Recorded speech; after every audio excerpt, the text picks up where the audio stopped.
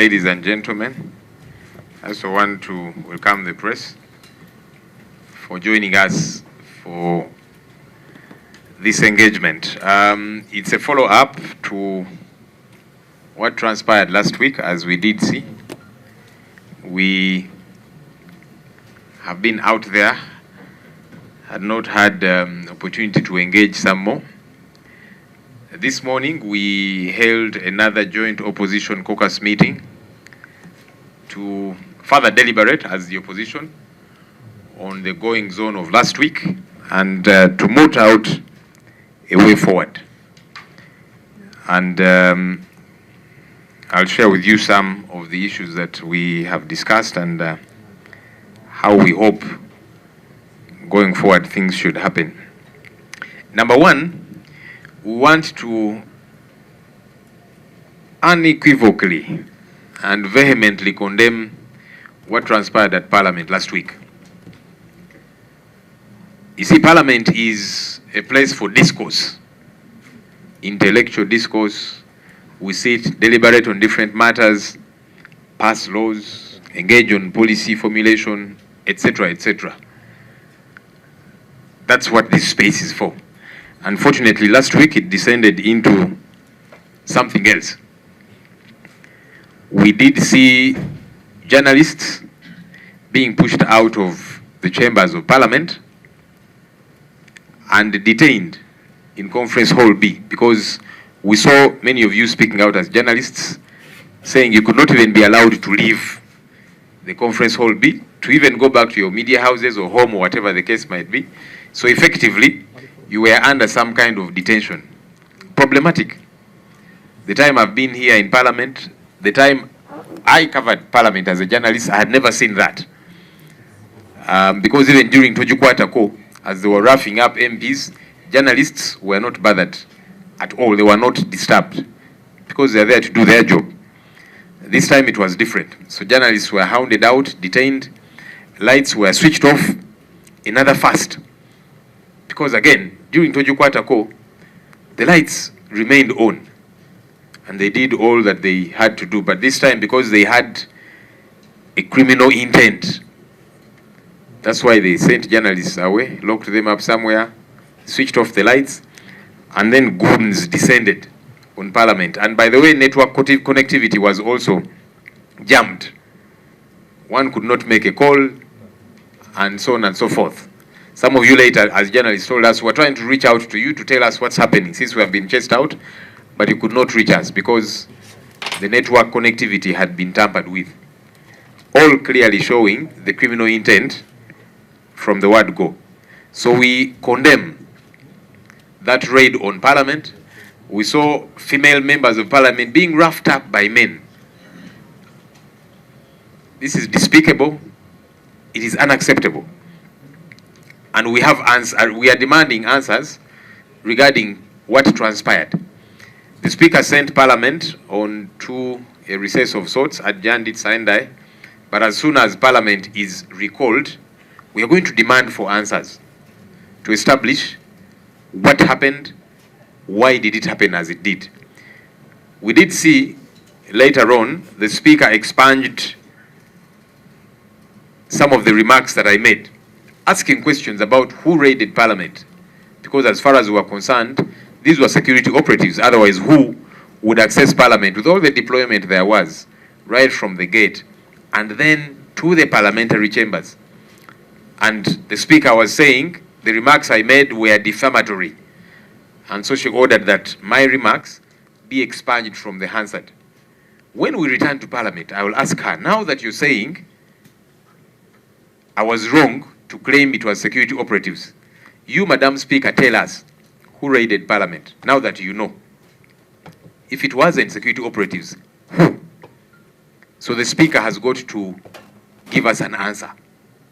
Because we did see at the tail end, she was thanking Ministry of Defense, Ministry of Internal Affairs for handling the situation at Parliament. So she has an idea. She knows who raided Parliament, and she has got to give us answers regarding this issue.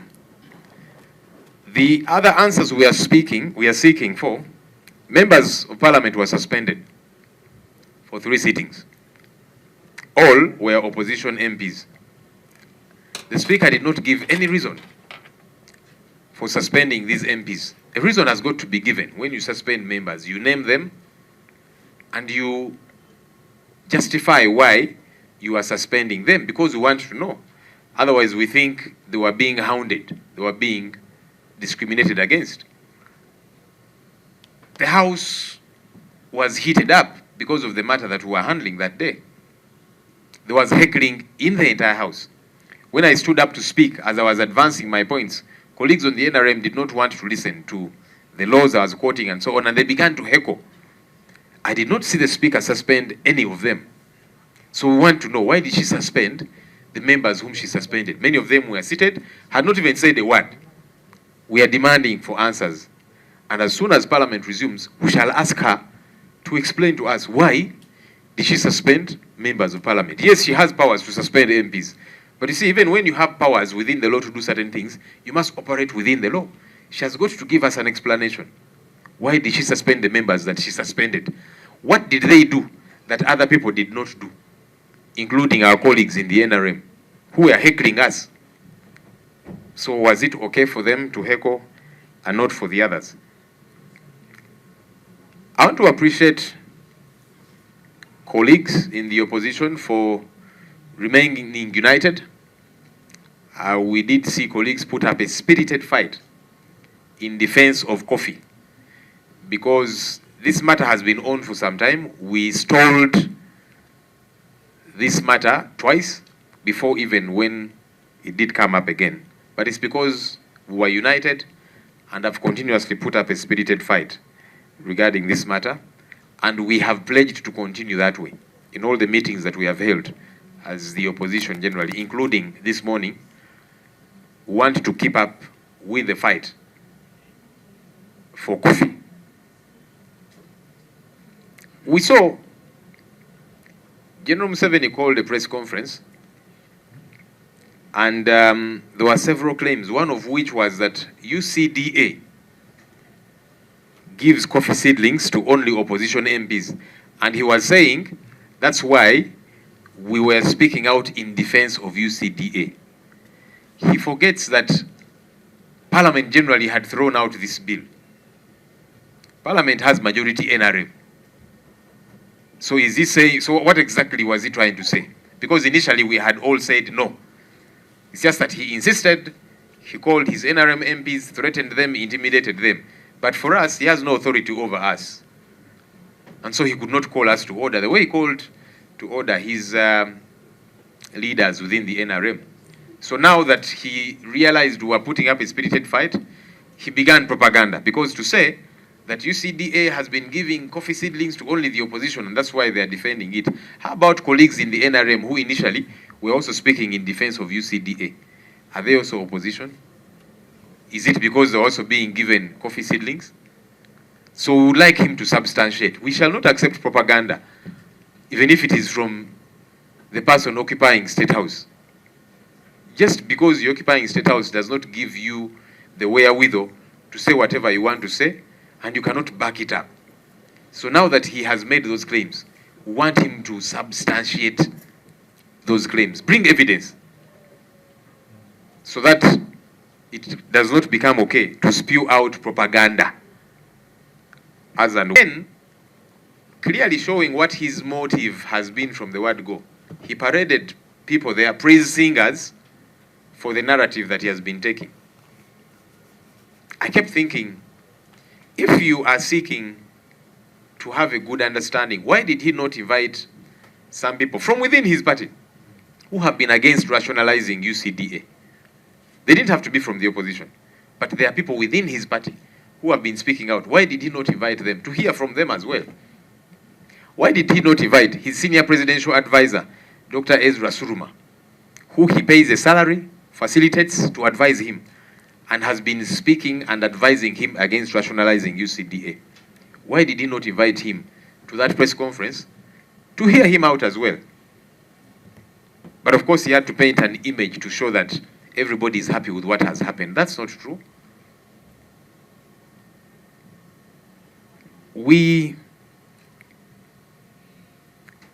Number one are encouraging the people of Uganda to keep growing coffee. Because it's possible government wants to demobilize them and discourage them from growing coffee. We are here to encourage Ugandans across the country, in all regions of the country. Please grow even more coffee. Because the fight for coffee has not ended. Some think that the fight was wrapped up. No, that's not the case. So please grow as much coffee as you possibly can. The fight is still on. General Museveni might think he has had his day. No, coffee is going to be here much longer than him. That's for sure. Because, as we know, it remains for generations and generations. So please do not be discouraged. This fight is very much still on. Grow as much coffee as you possibly can. Because this fight has not ended. As the opposition, as those of us who think the way we do regarding these matters, government has been saying they are rationalizing to save taxpayers' money. Of course, we have objected to that, saying it is not true.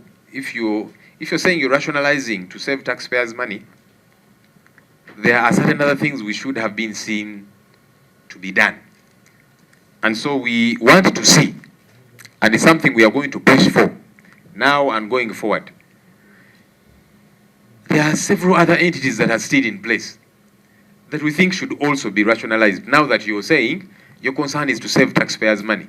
So we are going to push that front.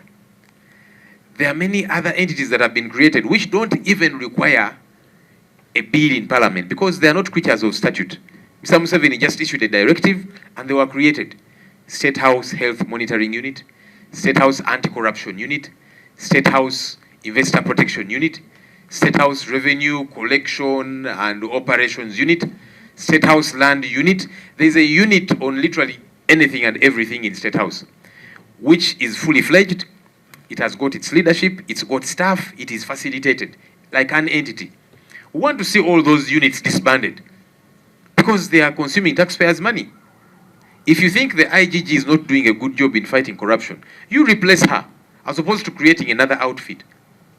If you think the Ministry of Health is not doing a good job, as opposed to creating the State House Health Monitoring Unit and that kind of thing, you fire the people who are there. You're the one who appoints them. These ones whom you put in this unit, put them at the ministry. Let's send all these ones back to the ministries because he is saying his ministries are very effective. They do a good job. That would mean all these units and some of these entities are useless. After all, the ministries are doing a good job. So let's send everything back to the ministries so that we disband these things that are consuming taxpayers' money. That's the other front that we are taking. And we are hoping that government will not play games around that. All these numerous entities that are problematic, unnecessary, of course they were created to create jobs for relatives, in-laws, outlaws, and everybody in that ring. So we are pushing on that front to see that they are all disbanded. Let's be serious about saving taxpayers' money. If we really are, that's the direction we want to see. And you have an RDC, deputy RDC, assistant RDC. For what? Let's disband all of these ones. Because we want to save, and we must be able to save taxpayers' money. Otherwise, from our end, we are saying that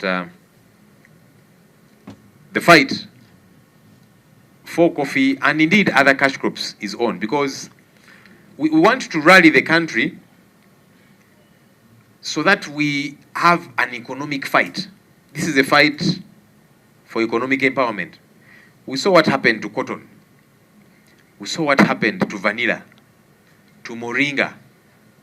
I was in eastern Uganda recently. Sugarcane, a ton of sugarcane was at 250,000 shillings.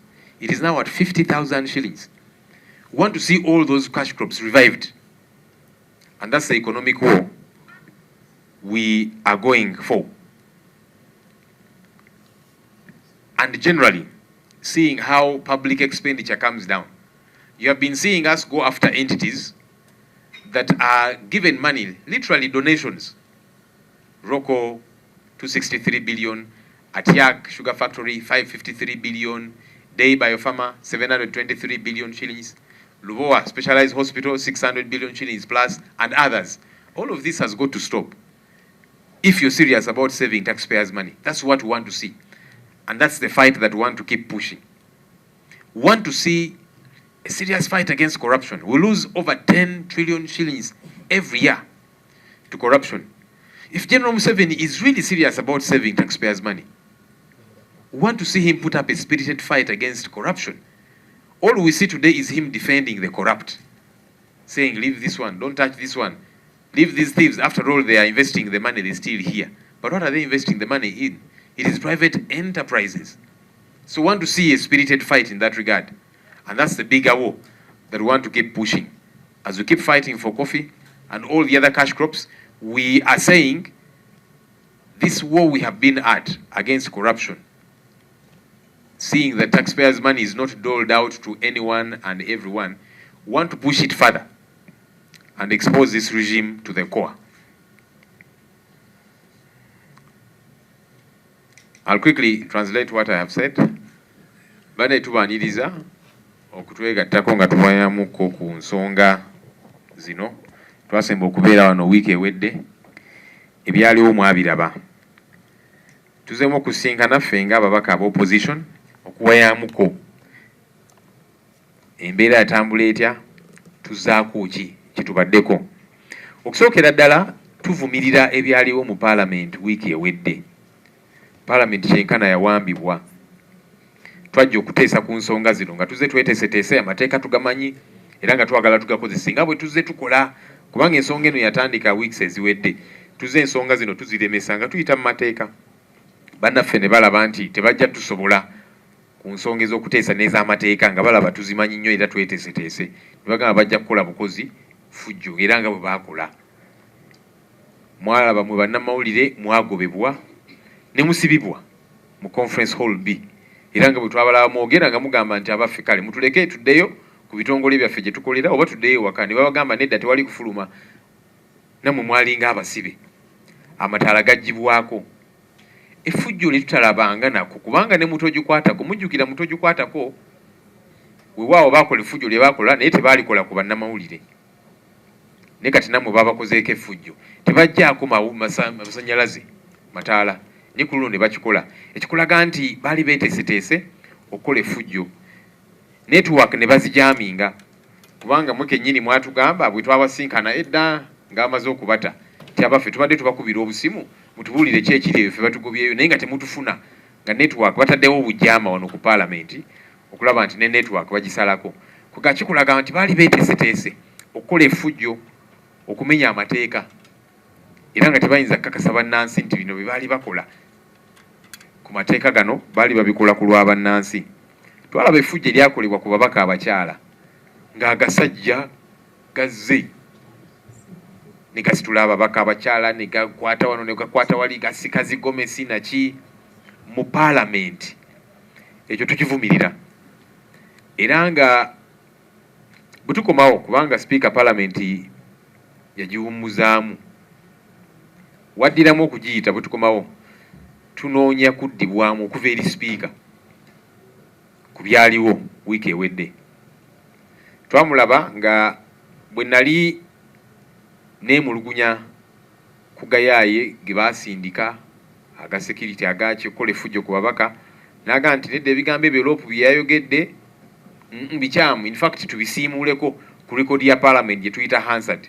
Kaakati bwe tunadda era nja kuddamu mubuuzi, tannawona nsonga eno, ayinza okulowooza nti ageziwadde nnyo nti leader of opposition byayogeddeko tubijjeko ku Hansard kibe nga kiwedde. Nedda tebinnaggwa era nja kuddamu ensonga zino nzanjule nga njagala mubuuza nyabo kakati tubuulire.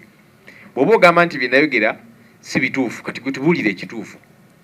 Abalumba parliament be baani? Kuba kati otulaze nti obamanyi, ogambye nti zibiŋŋambye nti aba security abaki, nti nedda si ba security. Kale kati gwogenda tubuulira baali baani? Twamulaba nga yeebaza minister wa defense wa internal affairs ku lw'omulimu gwe yagamba nti omulungi ennyo gwe baakola mu kukola effujjo ku babaka. So katwagala speaker atunnyonnyole bano baali baani? Ensonga eno tennaggwa. suspending ababaka yagoba ababaka okumala entuula 3 ababaka bonna bya suspending nga ba opposition tewansonga yadde lwaki ababaka bano abasuspendinze. Yes speaker eteeka limuwa obuyinza okususpending omubaka okumala entuula, naye abalina okunnyonnyola nti kakati gwe nkususpendinze lwa nsonga eno n'eno, so that omuntu ayinza n'okuwakanya speaker, kubanga kati tulina kye twatandise nti kakati nga tuyita mu mateeka ruling ya speaker tusobola okugiwakanya. Tuyimuka buyimusi ababaka 40 etugamba nti speaker ekyo kiragiro ky'owadde tukiwakanya era twakikolako omujjukira mwakiraba. So kakati abalina okutuwa ensonga nti gwe nkususpendinze ku lwa nsonga eno, nga tuyinza okugamba nedda ekyo tukiwakanya, kubanga parliament mwagirabe ebbugumu lyali lingi, naye mukokwogera nga ntandise okwogera ku mateeka kiki gagamba naki bannaffe aba NRM olwokubanga bo tebakola research waabwe nga tebagala kuwuliriza mateeka nga batandika kuwogana. Ne mugamba nnyabo abantu abo abawoggana nga ndi mukwogera kye bakola kimenya amateeka, lwaki bo teyabasuspendinga? Kubanga nabo bakola effujjo nga babawoggana we bakola ki? Katwagala atunnyonnyole ababaka b'opposition be yasuspendinga nsonga ki kye bakola, abalala kye bataakola, aba NRM kye bataakola. Twagala speaker atunnyonnyole. Namulaba asimilinga awo ngalowooza biwedde nyabo tebinnaggwa. Weesiimye mattu oli wa mukisa okukira abalala. Omugugu gw'ebizibu by'ettaka gukutikuddwa Brand Property Services Limited ku lw'ettaka eritaliiko nkaayana. Ennyumba eziwedde okuzimbibwa wamu n'ez'okupangisa, apartments ez'okupangisa wamu n'okugula mu mawanga ag'enjawulo okuli Uganda, Kenya, Bungereza, Dubai, America wamu ne Canada. Okuddaabiriza ennyumba oba ebizimbe byo, property management n'abasaveya abakugu abataakufere. Twekwate ku nsonga zonna ezekuusa ku by'ettaka nga kw'otadde n'okugobera ku kyapa kyo. Kati pazo y'eby'ettaka ebadde kukaluubiriza egonjoddwa bw'okwataganye naffe. Tukubire ku noti 7-3-824 noti 79 oba noti 773-26-580 noti, oba otusange ku MT House omwaliiro ogusooka room 5 ewazana ku Entebbe Road okuliraana ekizimbe kya Muguluma Empire. Tukyalireko ne ku website yaffe www.brandpro.co.ug. Brand Pro Property Services Limited, tutuukiriza birooto. Abalungi abatuwuliriza era abatulaba, olunaku olwaleero tukyaddeko ewa Sheikh Asiraf Dembe. Sebo nsanyuse okubalaba. Amannya agange Yezeseeka Asiraf Dembe akola ku bizibu by'enjawulo. Omuntu singa aba alina ebirwadde tumusomereddwa, tumuwa amazzi ga lukuya nga bw'obadde ogalaba, tugenda abantu ku kyoto ne twokya emizimu emibi egibabaamu n'okulomba edduwa. Abantu singa abeera ng'ali wano atuuse sobola okumulombera edduwa, ne waba atatuuse nga mpadde amannya ge naye ng'ali wala. Neetaase enamba yange yeeno eri 0701-76-37-11. Nammwe bannyinaffe abali ebweru oyagala okuba nti oyagala okulombera ku dduwa ng'olina ebizibu, viza zibuze, amaka gakolongotana, sente zikola zimpita mu ngalo, ojja kumpeereza ekifaananyi kyo n'amannya go, ebyo byokka bijja kummala. Nja kukulombera edduwa, ojja kutereera. Olunaku olusembayo mu mwezi mba n'edduwa ey'awamu ffenna n'abalwadde bange abakadde n'abapya. Salaamu alaikum warahmatullahi wabarakatuh. Twagala atuddemu ensonga zino kubanga tebinnaggwa. Ffe nga opposition njagala kwebaza ababaka bannange kubanga tuli bumu, tuli kitole bwe tuzze tutambula, era kyovuddolaba etteeka lino twaliremesa emirundi 2 nga tuyita mateeka nga tweteeseteesi nga tukoze research. Bannaffe bo nga beteekateeka okuba eŋŋuumi na kife nga tusoma ebitabo nga tweteekateeka, era kyovuddolaba baalaba nti bajja tusobola nga tukoze research waffe, bagaa kale katugome bannamawulire tujjeko amataala tukole effujjo lyonna, kubanga biri eby'obwongo nga bibasusseeko nga tebajja bisobola. Ne bagamba balina bo bye basobola, era mwabiraba bye baakola, ne babikola kumwe bannamawulire, ne babikola ku ffe. Nenjagala kwebaza ababaka bannange nti tubadde bumu ku nsonga eno, n'olwaleero tuzzeemu okusinkana nga Joint Opposition Caucus okutema empenda ku bintu bino tuzaako ki, era nga ensonga eno tennaggwa. Bingi bye tulowoozaako, amateeka mangi gamenyebwa, nga gamenyebwa sipiika n'abantu abalala. Bingi tuli mu kutunula mu mateeka n'okuwayamuko ne bannamateeka baffe, tulabe tuzaako ki ku nsonga zino zonna zonna. Naye ng'ebyaddala tebinaggwa. General Museveni yayita olukuŋŋaana olwa bannamawulire n'atandika okwogera awo ebyakalebule. Yagamba nti kakati ab'opposition ababaka UCD ebadde bawa nnyo seedlings endokwa kyovudde olaba bagiwolereza. Ningamba yi musajja mukulu ono abadde wa yakazuukuka kubanga ensonga eno twali twagigoba ffenna nga parliament esinga kubeera mu babaka be aba NRM lwakuba of course bo yamala n'abayita n'abatiisatiisa ensonga ne bagivaako naye ffe ne tulemerako. Kakati luli aba NRM abaali batwegasseko ku nsonga eno nabo ba opposition nabo baali bawolereza UCDA kubanga ezeebawa seedlings zino enda okuwa. Kyovudde olaba tumugamba nti kakati bw'oba ogamba nti ffe aba opposition ensonga eno tugiremeddeko olw'okubanga tuze tukifunamu nnyo, leeta obujulizi. Tomala googera ku myaka gyo ssebo gye tuwa ekitiibwa kubanga yes tetukkaanya naye ku nsonga nnyingi naye emyaka gye tugiwa ekitiibwa. Ye ayinza okuba tayagala giwa kitiibwa emyaka gye naye ffe nga ffe emyaka egyo tugiwa ekitiibwa. Kakati tugamba ssebo ku myaka gyo toyinza kumala googera bintu bya kalibule, leeta obujulizi kubanga watulumiriza. Obujulizi buliwa ng'ogamba nti kakati ffe ensonga eno tugiremeddeko kubanga tuze tugifunamu nnyo, tuze tufune endokwa mpitirivu naki, leeta obujulizi obutebulinge. Otherwise tujja kukkiriza omale googera bintu kubanga oyagala kubyogera. N'ekirala kye twalaba ku yayita abantu nga bali awo balinga kwaya nga boogera nga ye bw'alowooza. Muzeeyi oli mutuufu ku kino, kino oli mutuufu, gwasinga gwe wakabye ennyo. Ningamba sooka oleke. Bw'oba oli serious okuwuliriza abantu abalina endowooza endala ne mu kibiina kye kya NRM mwebali, lwaki tewabayita? Kubanga mwebali. Lwaki teyayita senior presidential advisor we Dr. Ezra Suruma gwasasula omusaala omulungi buli mwezi gwa facilitating obulungi azaamu advisinga ku nsonga eno n'amugamba muzeeyi ensonga ye Mmwanyi giveeko. Lwaki teyamuyita n'awulira endowooza ye? Naye yayita bano nga bali awo bonna balinga kakwaya. Ffe ng'aba opposition ebimu ku ebyo bye tuzzaako namba emu twagala okulaba nga ebitongole ebirala ebyasigaddeyo nabyo bizibweyo ku zi ministry zaabyo. Kubanga General Museveni ne gavumenti bagamba nti ministries zikola bulungi era nga zijja kusobola obuvunaanyizibwa buno. Kyovudde olaba entities zino ziddizibwayo bazizizaayo. Katugamba ne zino endala nazo tuzizeeyo. Waliwo n'endala nga tezeetaaga na kuyita mu parliament wano nga ye yazitondawo ye nga ye. Oyina State House Anti-Corruption Unity, State House Health Monitoring Unity, State House Investor Protection Unity, State House Land Unity, State House Revenue Collection and Operations Unity. Mu State House yateekawo ebitongole bingi unit ku kino ku kiri ate nga byonna birina ministries mwe zigwa. Kati twagala okulaba ng'ebyo byonna abiggalawo biddeyo mu ministries bw'aba ali serious ku nsonga ey'okutaasa ssente y'omuwa omusolo. Kubanga oba ogamba nti IGG okulwanyisa enguzi ku mulemye mu kifo ky'okutondawo ekitongole ekipya, IGG mugobe gw'omuwa omulimu mugobe ne bakola nabo oteekewo abolowooza tebajja kukola omulimu mu kifo ky'okuteekawo ekitongole ekipya. Bw'oba osuubira nti Ministry ya Health obuvunaanyizibwa bugiremye mu kifo ky'okuteekawo ate State House Health Monitoring Unit bali bagobe gw'obawa omulimu. Teekawo bano bwatadde eno bolowooza nti bo bajja kukola emirimu. Kati kitwagala okulaba era lwe lutalo lwe tuzzaako okusindikiza gavumenti okulaba nti kale bino byonna tubigobe kuba twagala taasa ssente ya muwa musolo nga bwe tuzze tugamba tubigobe biddeyo mu ministries zibeereeyo nga deski nga department kubanga otukakasiza nti ministries zo zikola bulungi era obuvunaanyizibwa bajja busobola.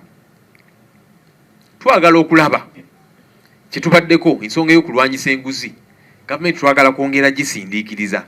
Bw'oba ogamba oyagala kutaasa ssente ya muwa musolo buli mwaka ssente y'omuwa omusolo obutabalika 10 trillion 10 zibbibwa. Ssebo Mmwanyi Museveni tetunnakulaba nga otaasa ssente y'omuwa omusolo eyo. Yo lwaki togifaako? Lwaki ofa ku ssente y'omuwa omusolo gy'ogamba eri mu UCD oba awalala? Obutabalika 10 obubbibwa gwe tebukwatako kuba tuzze tumulaba ate ababba ssente y'omuwa omusolo yabawolereza. Abo maveeko kasita ssente ze babba baziteeka wano e Uganda ne bazitadde mu bintu byabwe bizimbe byabwe bizinesi zaabwe. Kati twagala gavumenti okwongera ogiteekako akazito ssente ezo twagala zitaasibwe kuba butabalika 10 busobola okukola ebintu biyitirivu.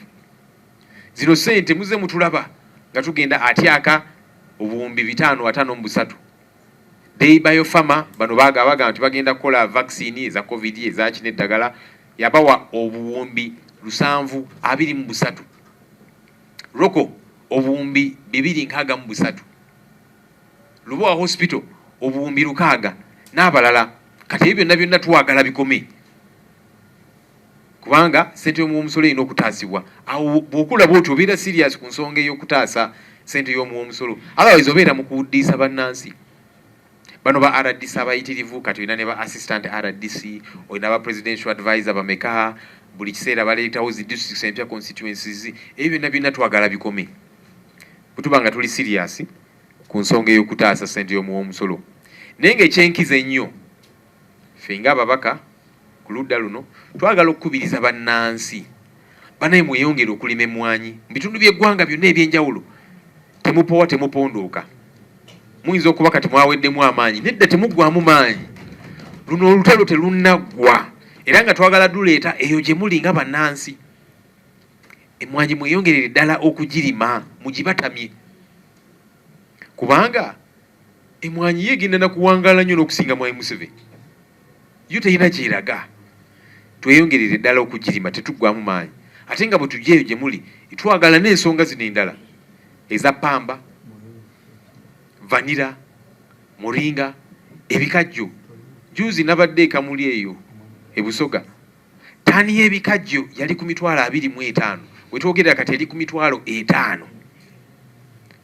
Abalima ebikajjo tebakyategeera na lwaki babirima. Kati ensonga ezo zonna twagala okuziteeka ku mwanjo, twagala okuzisosowaza.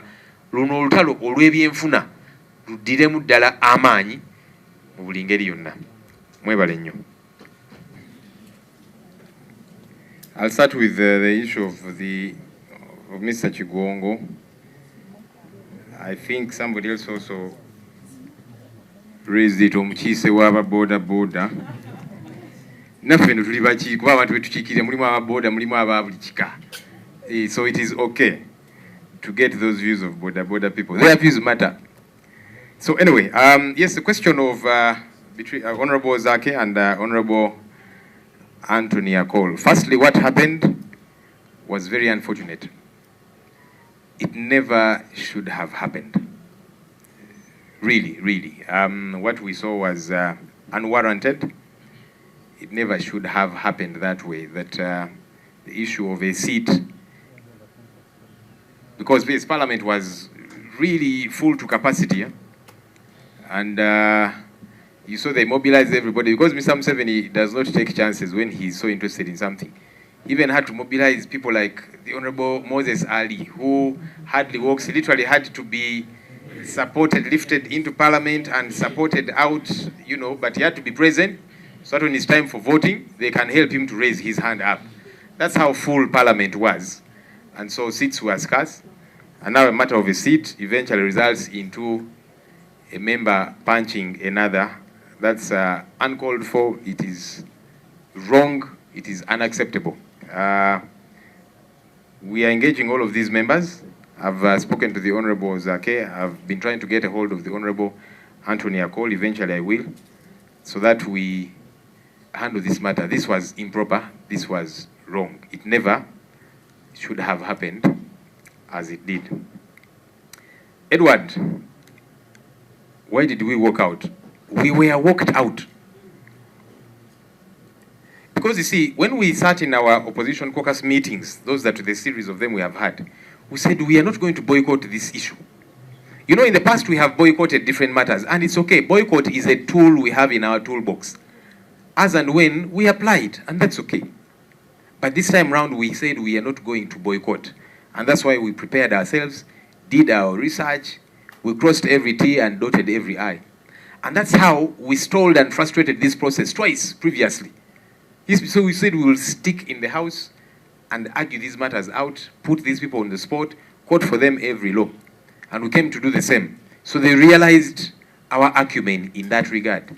So we said now, we can't beat them in their knowledge of the rules and that strategy they're using to fight. Let's just descend on them. push journalists out, switch off the lights, cut off connectivity, and send in goons. And it ceased to be parliament in and of that situation. You know, firstly, our rules say our sittings ought to be in the public, Rule 23. So you, the media, you're meant to be present on behalf of the public for whom we are deliberating. So parliament, number one, was incomplete. Two, it had ceased to be parliament because what parliament is it? Where journalists have been chased out, lights have been switched off. I've heard some colleagues say, no, now we should have stayed there, and I don't know, fought with these people. And by the way, some of those who are saying these things, they were not present at all. I didn't see them anywhere. So I kept thinking, where were you? You who is saying we should have remained in the dark. Where were you? Because members were being ferried out one by one, and for you, you're saying they should have insisted and stayed. Okay, people were being ferried out. For you, where were you? Why did you not stay? Where were you? Why were you not present to say, okay, others have been ferried out, it is dark, I am going to remain here and fight with whoever and the chairs and so on. Where were they? So that's why we don't want to be caught up in some of those diversions, yeah? We must stick to the issue. So we have not boycotted Parliament. And that's why we are waiting for when the Speaker is going to recall Parliament. Even if she says this afternoon, we are ready to go to Parliament and raise these issues. What happened that day? Parliament ceased to be Parliament. And that's why you were the first people to be marched out as journalists. So I'm sure some people are saying, why didn't you as journalists remain? Why didn't you fight? So that you can cover and show the world what happened. See the ridiculous questions being asked by people who are somewhere in their garages, some of whom are meant to be in Parliament, but they were not even present, they didn't show up. But they're somewhere in their corners, and they're blaming those of us who are present and doing all that we ought to do. So we have not boycotted Parliament. What happened that day is everybody was marched out. Firstly, the journalists, and then the rest of us, because when you do that, when you send journalists out, when you switch off the lights, cut off connectivity, we are in the dark. Someone is saying, remain there and deliberate. What are you remaining deliberate about with all of these goons? So we have not boycotted Parliament. We are coming back as soon as he recalls the House. Yes, the issue of court, Seroza does ask, we have all these options on the table. We are engaging with the legal minds, looking at all the irregularities that were occasioned, and we are going to follow up all of these matters. One, on the floor of Parliament, because that's our first fighting space. Yeah, because I'm sure some of them are saying, okay, we finished what we finished, you go to court and finish the matter there. No. Yes, court is an option. The courts are available to any Ugandan. But the House space is our space to that platform, the chambers. So we are going to fight there too. We are coming back to raise these issues. So if they think they concluded this matter, you know, sometimes that's how people do things, yeah? Somebody commits an illegality on you. It's like somebody comes and grabs your land and says, you go to court. So they did all the illegalities they did, and I'm sure they are saying, the only option you have is going to court. No, court is one of the options. But our number one first course of recourse is the floor of Parliament. We are coming back there to raise all these illegalities that happened. And they don't want us to raise these issues there. That's why even what we raised, they expunged from the Hansard. Can you imagine the shamelessness? That's how much of cowards they are. So they want to deny us that space. We are saying no. We are not here on their invitation.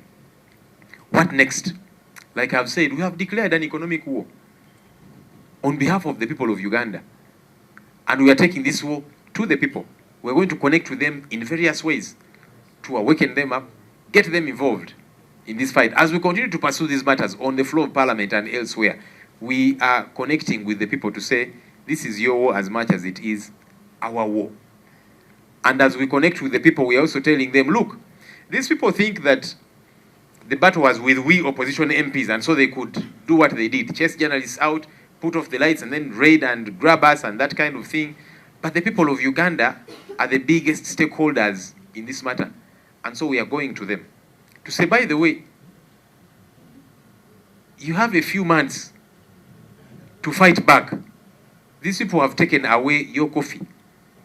In a couple of months, you have got an opportunity to determine whether or not they should continue to wield the power to take away anything and everything that they want, including power.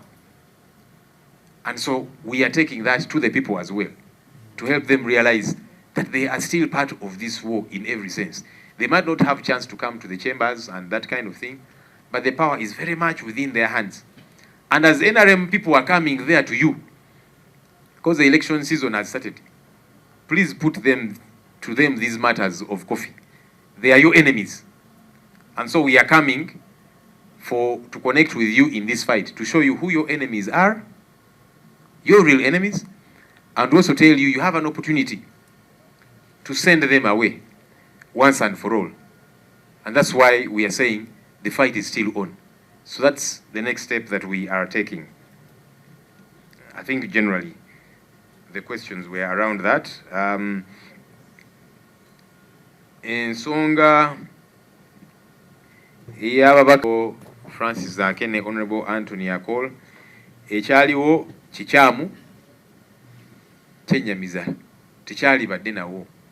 Waawo Parliament yali ejjudde nnyo, kubanga buli wetubeerawo ffenna Parliament ekubako nga bantu balina nawakutuula, abamu ne beerera n'ebirala bwe bityo. Ate ku olwo bamobilizingira ddala, nalaba n'abantu bendudde ebbanga eriwerera ddala bambi nga sibalabako kati ngo Honorable Moses Ali. Kubanga Museveni yalinga ensonga eno agiremeddeko nnyo, agyagala nnyo, n'agamba buli omu alina okugenda mu house. Ne Moses Ali musajja wattu mulwadde, bamusitula busituzi ne bamuleeta mu Parliament, baga alina okubeeramu, wakiri time y'okulonda bw'etuuka bamuyamba okuwanika omukono gwe. So kyekyali mu Parliament ng'ekubyeko ejjudde nnyo. Kakati ensonga y'entebe n'ereeta obuzibu, ate ne kituuka nti kakati oli n'asalawo akube munnaagakonde ku lw'entebe. So ensonga eno ey'ababaka bannaffe ekyaliwo kikyamu era nga tukivumirira. Oba oli awo bombi baali bakikwasaganyizza mu ngeri endala netatuuka kuba munno gakonde mu hausi mu Parliament olw'entebe. So ensonga eno tugigoberera okulaba nti tugigonjoola bano babaka bannaffe, kino tekirina kubeerawo era nga tetwagala kulaba kintu bwe kityo okuddawo okubeerawo.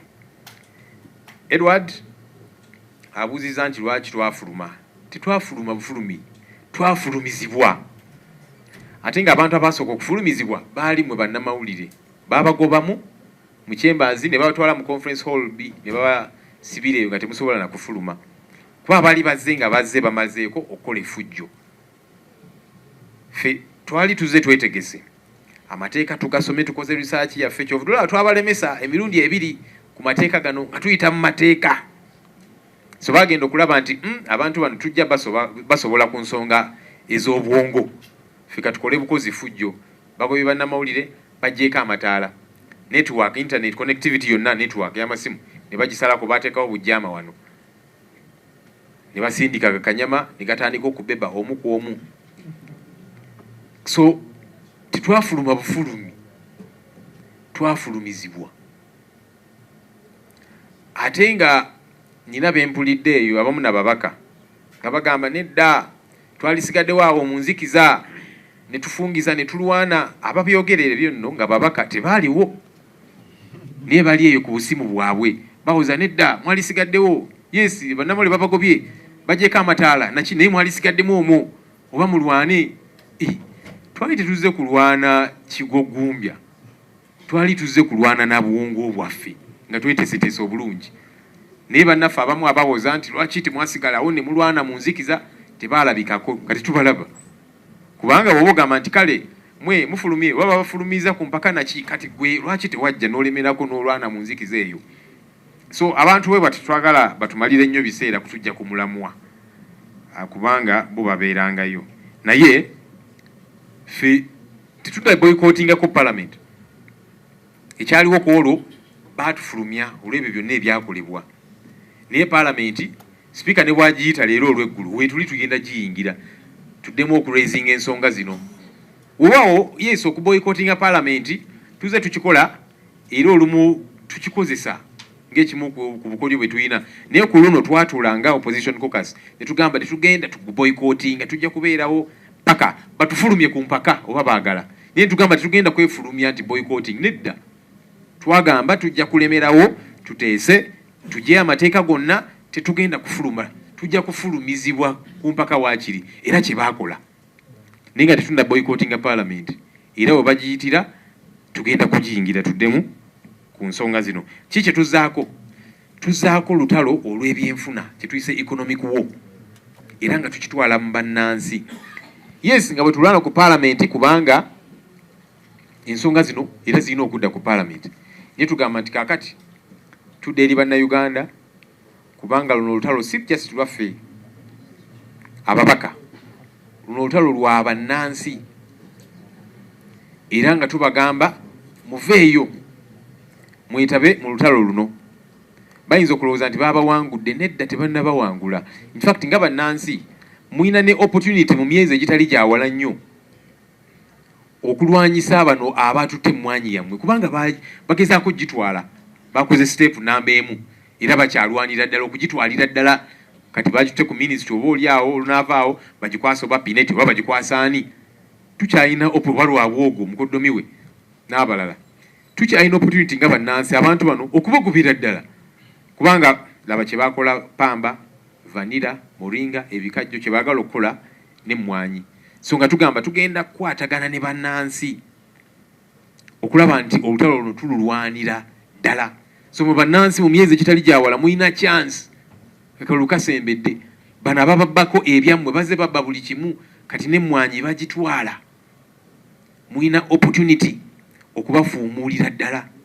Kye tuzaako okulaba nti tukwatagana ne bannansi okufuumuula ababbi bano, kubanga bayinza okulowooza nti mu parliament bajja tusobola, tuli batono, bajja kuba bannamawulire, bajjeko amataala bakole effujjo, ne bannansi gye bali eyo bayitirivu. Ensonga eya kkooti, weewaawo tulina options nnyingi, neya kkooti nayo tugyogerako ne bannamateeka baffe ne bannamateeka bannaffe, naye nga options zonna weeziri ku mmeeza, kubanga tuwulira nti bannaffe bali bo bagamba nti kale twakoze bye twakoze, kati mugende mu kkooti. Tugamba temutusindika mu kkooti yokka. Yes, option eyo weeri, naye ne ku fulo ya parliament tukomawo ku nsonga zino, kuba kye baagala okukola nti kale ffe twakoze kye twakoze, mugende mu kkooti. Kkooti yes, bwe tusalawo okugendayo tujja kugendayo, naye tugamba nti ne ku fulo ya parliament temugenda tugobayo, temugenda tulemesa kwogera bye twagala kwogera awo. Era olaba balwana nnyo okulaba nti ensonga zino tezivaayo ku fulo ya parliament. Kyovudde olaba sipiika ne byennayogera kyagamba ebyo byonna byonna Ssenyonyi byayogedde mubisiimuule ku Hansard biveeko, bigenda kukomawo ku Hansard. Kati olaba nti baswadde nnyo okutuuka ku leve eyo. Kyovudde olaba bagamba nti mugende bugenzi mu kkooti, wano byawedde, ne wano tebinnaggwa. Ensonga zino tugenda kuzikumyawo nga twagala okuddamu ku raisinga issues zino. So yes, options zonna tuziyina ku meeza. Mwebale nnyo bassebo ne bannyabo.